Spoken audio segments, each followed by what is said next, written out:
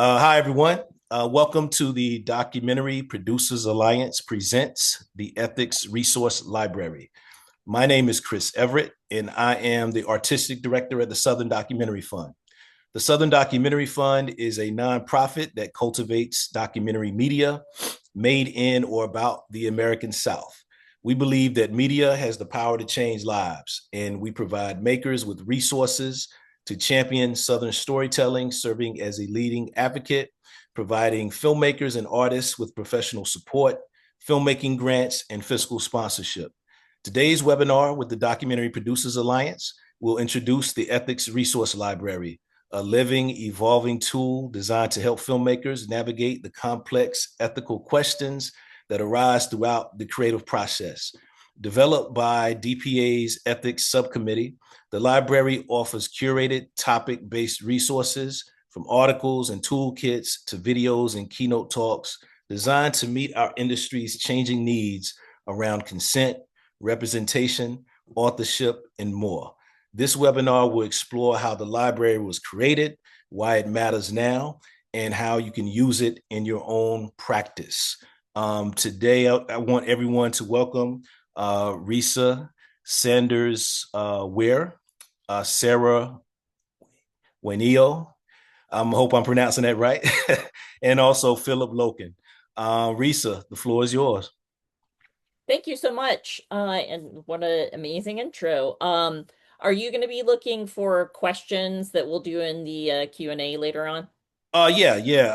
Also people can put their questions. We have a Q&A box below on the screen. It has like a little Q&A and has a little question in there. So people can put their questions in the Q&A box and Risa will get to those. Or I can also monitor those as well. But Yeah. if you want to wait to the end, we can do that. Okay. So just everybody knows, we are recording this, but we will not record some portions of it just because we need to keep information in the room. And also we will not record the Q&A session so that you will not feel like, your questions are being broadcast. Um, like Chris said, thank you so much, and thank you to the Southern Documentary Fund for having us here. My name is Risa Sanders Weir. I'm a filmmaker and a member of the Documentary Producers Alliance, and I'm also here as a co-creator with Sarah and some other people of the DPA's Ethics Resource Library. Before we dive into the library, I want to tell you a little bit more about the Documentary Producers Alliance. We are a nonprofit advocacy organization that's made up of more than 600 documentary filmmakers, and we spearhead the establishment of exclusive, sustainable, and equitable industry practices. So we are very much in line with the Southern Documentary Fund. One of the examples of things that we have spearheaded in the past was a crediting guideline that was originally released in 2019. And this was to help, especially producers, uh, because often when films are being funded, people are giving away the title of producer to people who are funding the films. And we're advocating that that title go to people who are actually doing a job, because there are other credits that you can give people who are funding films. And I say this in the sense if somebody came and said, "Hey, I'll give you 20% of your budget, but I want a co-director credit," you would laugh them all the way onto the street, maybe.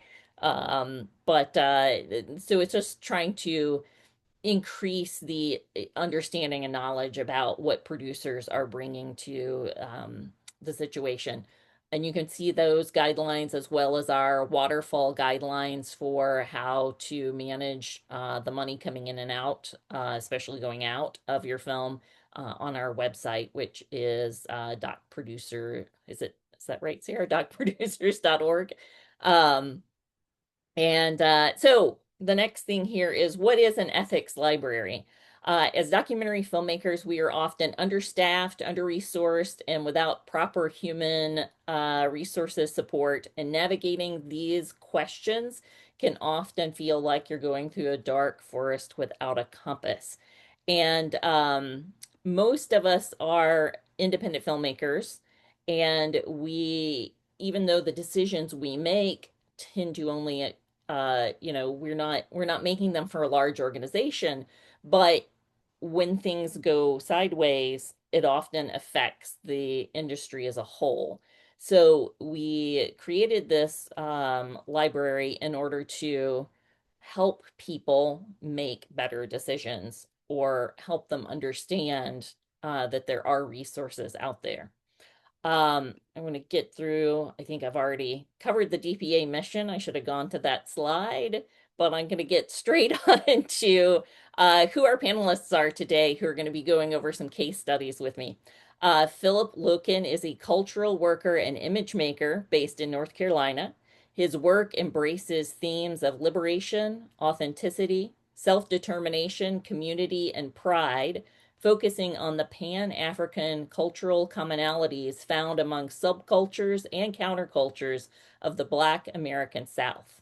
Loken is currently finishing production for a documentary film called G's Bend, Welcome to the Hole, and is preparing for his first solo photography exhibit called The Calling: Hoodoo's Communion with the Ancestors, which was awarded a 2024 Collections Award from the Archive of Documentary Arts at Duke University's Rubenstein Rare Book and Manuscript Library. So welcome, Philip. Uh, I'm trying to figure out how to get my notes here to pop up because hang on, give me 1 second here. There we go.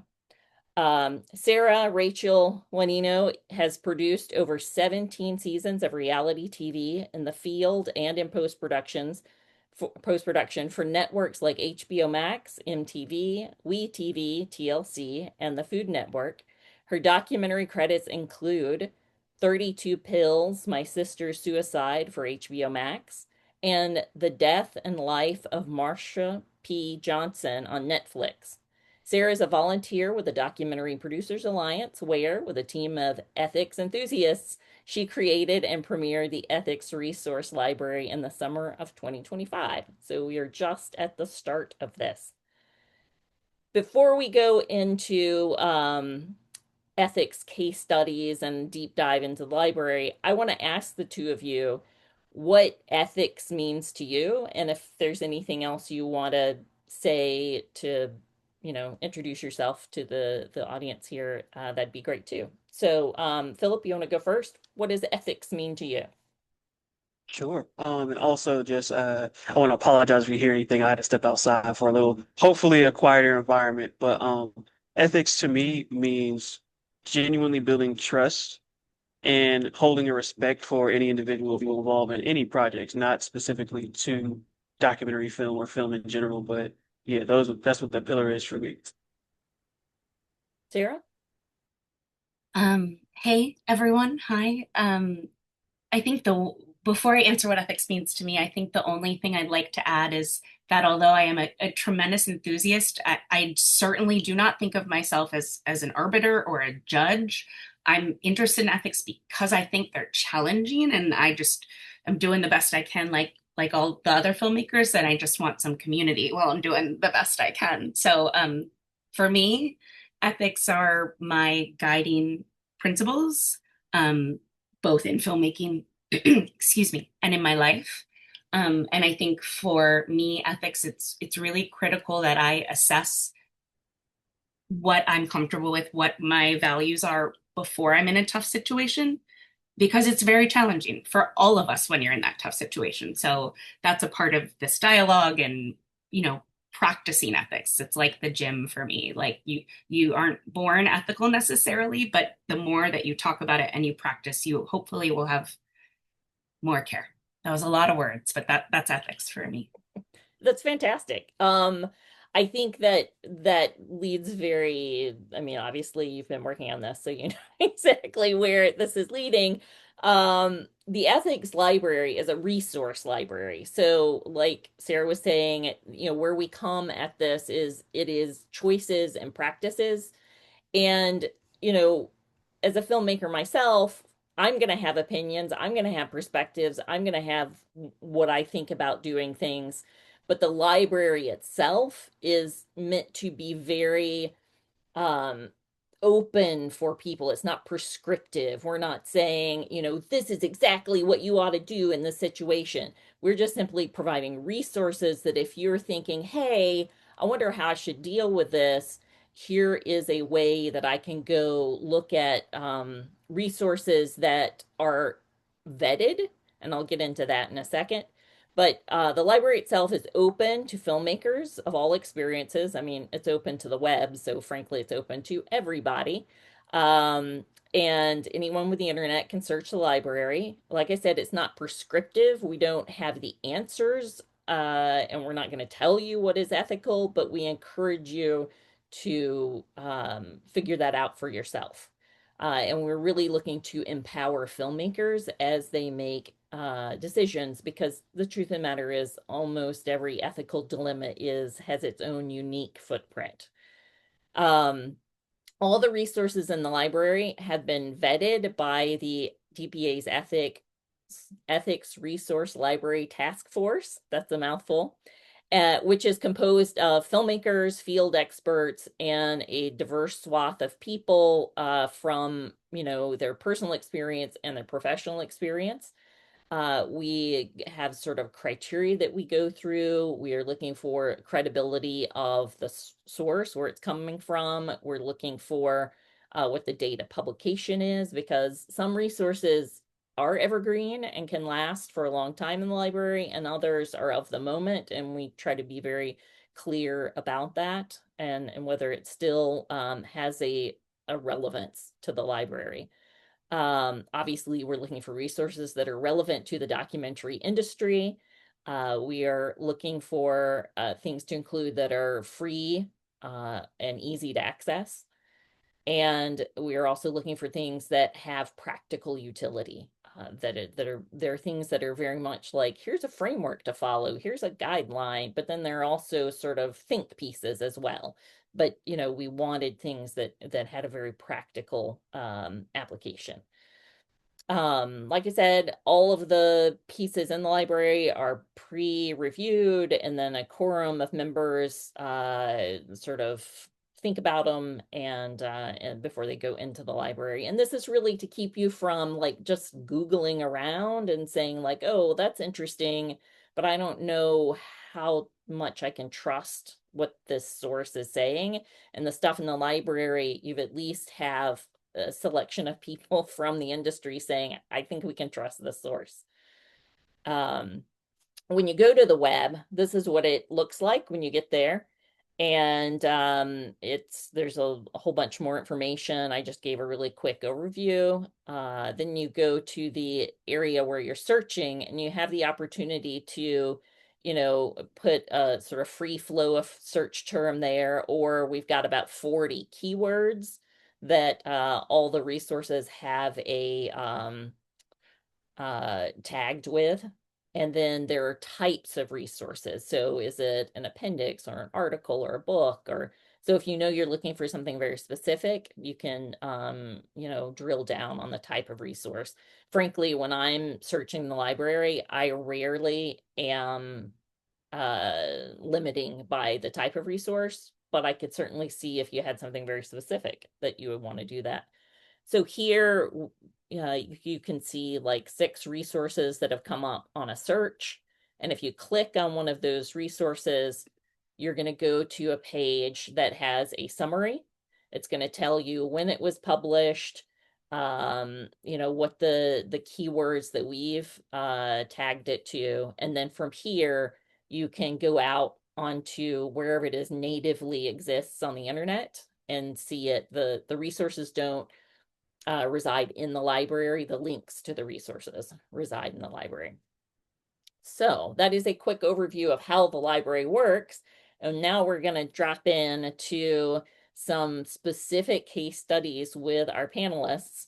And the first one that we're going to talk about is Philip's film. And Philip, I'm wondering if first you would give us an overview of what the film is about. Yeah, for sure. So G's been Welcome to the Hole is basically about a rural community in Alabama. G's been. It's a Black community. Historically, has been Black, still primarily Black. It was about the community itself has been most known for its intergenerational legacy of quilt making. And what this documentary is doing is taking a step back to, of course, highlight and appreciate the beauty of the quilts, but that step back gives a more fuller, broad look at the community as a whole. Because many times, especially with Black people and stories that get told about them or told in general, we're kind of put into a monolith. And I don't think that it's right to actively showcase the community as just one-sided aspect. So that's what's from. Great. So, I mean, the case study that we're going to talk about first leads directly off of what you're talking there, which is uh you and I before this we did a little prep and figuring out things to talk about, and you were saying that building trust with community members and creating space for them to consent to be part of the project was one of these things that you were very conscious of as you went into making this film. Can you tell us a little bit about those challenges and where you ended up with them? Definitely. I'll start with a little backstory as far as my practice. So I've been making still images for about 13 years now. This is my first documentary film. And I believe that just practice building of 13 years gave me a strong building blocks for understanding how to build trust and make comfortable environments for individuals that are in front of my lens. And also the fact that this community has been many, many times taken advantage of different individuals who came in the community. So the trust is very shaky if you don't have like a direct connection point. And our connection point was actually the executive producer of this film, good friend of mine. We've been friends for about 10, 12 plus years. And his name is Brian Xavier Petway, and he's actually the great grandson of one of the most prominently known individuals in the community, Miss Martha Jane Petway, who's passed on now. But it really was, without him and without just being genuine people that, love our people and just love telling our stories, myself and the whole team wouldn't have been accepted as we were. So I'm incredibly appreciative of that. Can you talk about what you did to I mean, you started from a very strong place of having somebody within the community, but can you talk about how the steps you went towards building consent? Yeah, for sure. The biggest one was literally answering any question that anyone had and being completely open about things. Something that's been a great asset was the pitch deck for this film. I actually printed a physical version, and whenever we were talking with anyone, I would literally show them that, have the release forms on hand. And one of the things that we actually talked about previously was the fact that individuals who may not have wanted to be in footage, some of them were very okay with having the audio recorded. So that was a comfortability thing that we were 100% cool with accommodating, because at the end of the day, even if they said they didn't want to be into it, we would totally respect that. And that's what you have to move with in these communities in general. Great. So we searched the ethics library and came up with a resource that is very much in line with this kind of dilemma about how you create consent, how you ethically go about, involving people in your project. And so this was one of the things that came up. It's called Holding Ourselves Accountable, a Consent Calendar Resource. And I know you had a chance, you didn't get a chance to see this until we were prepping for this webinar, but I know you took a look at it. And do you think this is something that would be helpful or would have been helpful as you worked on this project? Definitely. And it's still going to be incredibly helpful because we're still in production. We've got two more production days, then we'll be fully in post-production. But this this resource specifically, it was great to come across that. I'm so glad that you sent it to me, because it really was, a question that may not have been formalized, but understanding that, the film changes as it goes naturally. And it's super important to, kind of check back in consent wise with individuals who are involved. And this was a great way of kind of outlining when to do that. So yeah, great resource. And Sarah, I know this is one of your favorite resources that's in the library. So I want to give you a second to say like why you think something like this is so should be in the hands of probably most filmmakers as they're making films. All the resources are my favorite. It's like my babies. It's like, how can you choose? But this is one that I'm excited about because I think it's unprecedented. These are two of my colleagues and friends, but I think they're incredible. And Jennifer Teixeira brought this consent calendar to HBO and got HBO, this is the series, to support this. And I think it's unprecedented. And it's just like, I know the film was better because of the trust and consent that was built through this process. Philip, it sounds a lot like your work, just the transparency. I, as a filmmaker, sometimes fear it because it's like, if they know too much, how will we get that beautiful, whatever it is. But um, part of why I like to have these conversations is because I think it helps to remind ourselves that actually the best films, the best art it comes from a place of trust and not deceit. So and also this exists. There's this template. You don't have to follow it exactly, but some two people have done the work a little for us. And I get excited about making sure folks know these things are out there. And I would also add one of the things that is great about it is, and we've heard this from actually just recently from a filmmaker, that they had a distributor who was not comfortable with them revisiting consent with their participants in the film. And one of the things of having a document like this that you can go to and you can say, hey, this organization piece is loud, they're established, they know what they're doing. This isn't something crazy that I'm coming up with that I'm asking you and your lawyers to like make an exception for me. No, this is going on in the industry and is an important part, especially when you're telling stories that are potentially re-traumatizing or have an aspect like Philip was saying, like films grow and they change as you go along, and you have to, if you're being your best self, going back and talking with people is really important. But of course, most people from the, big distribution level, they're like, do you have a signed release? And like that's all, like that's the legal limit, but there's more to it than the legal limit. Yeah, Philip. Yeah, and I just wanted to add, overall, just with my practice, I've been an artist for so long and I love my artistry, but at the end of the day, I'm not one of those individuals that is going to like do anything just to get like the best product. If I have to overstep people's individual rights or consent, I'm not going to do that. Like that's just a simple thing. And that what also plays into making my art as great as it is because the individuals that I work with understand that I'm truly building community, tell true stories and not take advantage of individuals. So. Yeah, and I think that for most of us, that's what makes documentary a distinctive art, is that we know we're dealing with real people and we have to, own that. There are children involved in this film. And can you talk to me about how you have approached that and what extra care you've taken with having minors? Yeah, for sure. Just the reason why they're included was basically just another, true representation of the community. It is a multi-generational community, and I wanted to just include that aspect of the film. Interview wise, we will have a interview with a child. She's a teenager, but she'll also be doing the interview with her father. So it's not like specifically by herself, but still.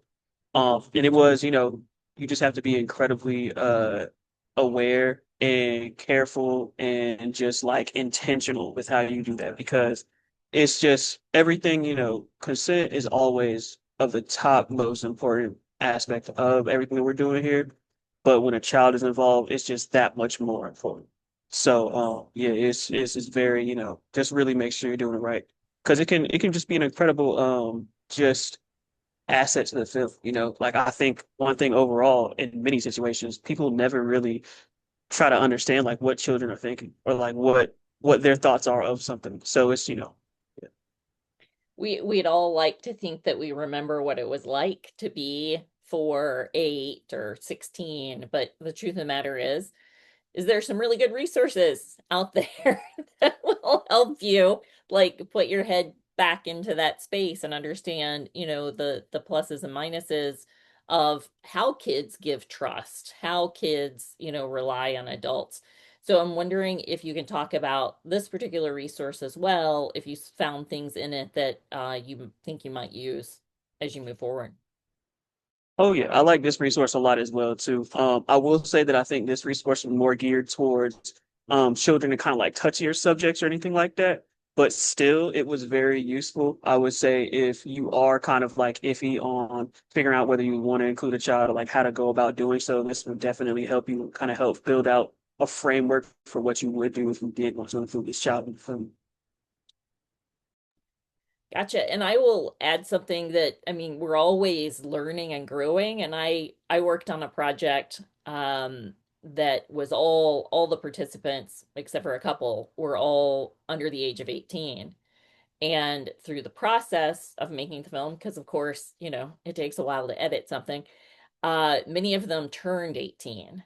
And through going through that, I learned from our lawyers that any consent that a guardian gives for a child to be a participant, they can rescind once they turn 18.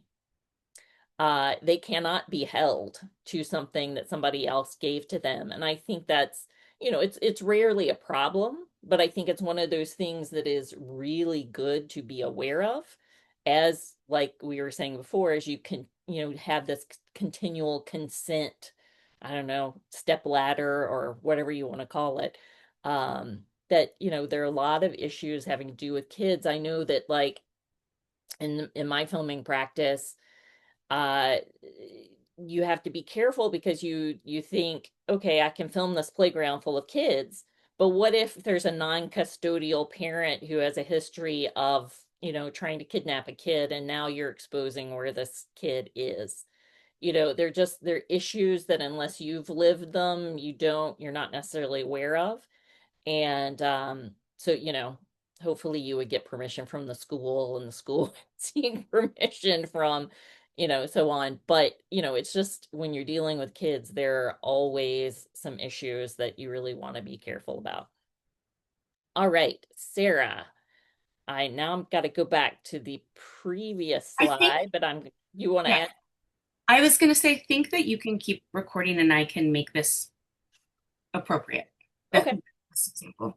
Um, Okay. should I dive in? Dive in then. This is like a very interesting segue from Philip's current production, because in the way that life is strange, I started my career in documentary as a participant, and I was in a made-for-TV documentary called The Flight That Fought Back in 2005, and I was 18 years old, barely. It was February and I turned 18 in November. So like, 4 months grown of 18. And I did consent and I did this interview alone, and it was about the murder of my sister. So that was an extremely traumatic experience for me.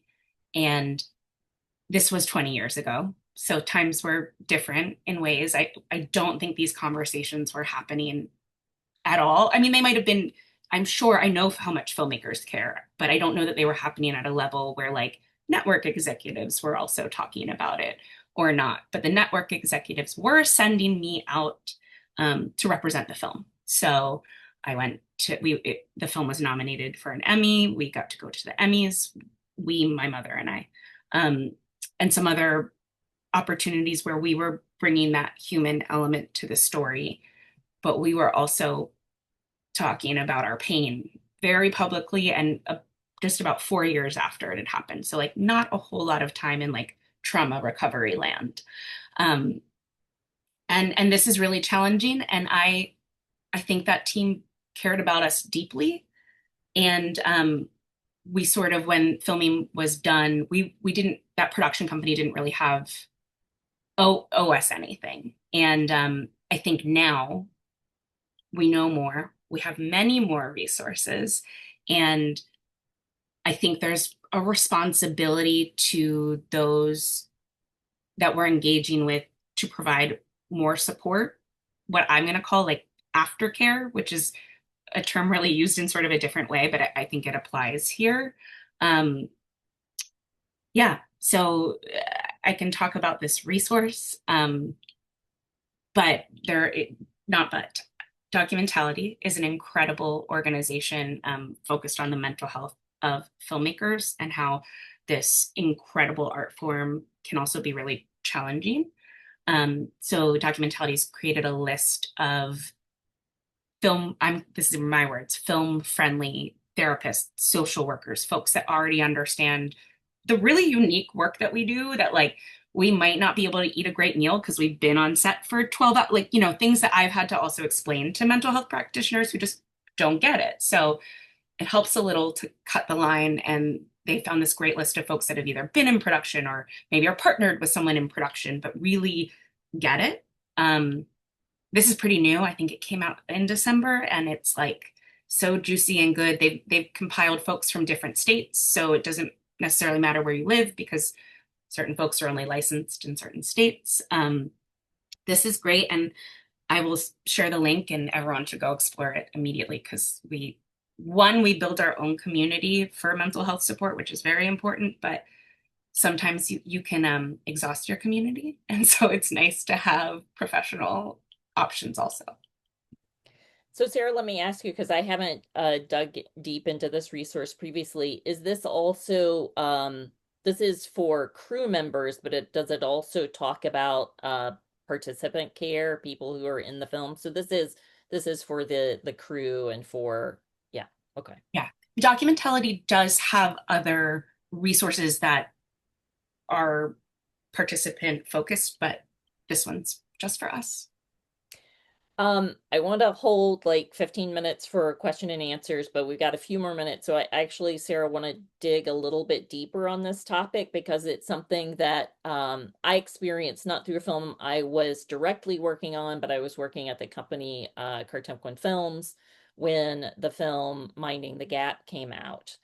And it got into Sundance, which was fantastic. And the care that that team was able to do for their principal participants in the film was extraordinary.